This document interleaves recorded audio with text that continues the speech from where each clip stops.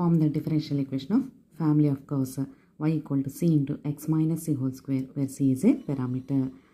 ఇచ్చిన ఈక్వేషన్కి differential equation form చేయడము అంటే కాన్స్టెంట్స్ అంటే పారామీటర్స్ ఎన్నైతే ఇచ్చారో అన్నిసార్లు డెరివేటివ్ చేస్తూ వాటిని ఎలిమినేట్ చేసుకుంటూ వెళ్తే మనకి ఫైనల్ డిఫరెన్షియల్ ఈక్వేషన్ ఫామ్ అవుతుంది. ఈ ఈక్వేషన్లో ఒక కాన్స్టెంట్ మాత్రమే ఇచ్చారు కాబట్టి వన్ టైం డెరివేటివ్ చేస్తూ ఆ కాన్స్టెంట్ వాల్యూని ఫైండ్ అవుట్ చేస్తూ డిఫరెన్షియల్ ఈక్వేషన్ని ఫామ్ చేయాలి. Given equation y equal to c into x minus c whole square.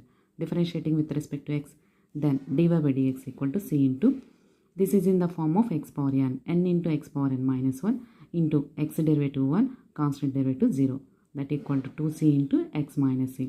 Squaring on both sides, then we get, and using the equation 1, then we get c value. Put this c value in equation 2, then we get required differential equation.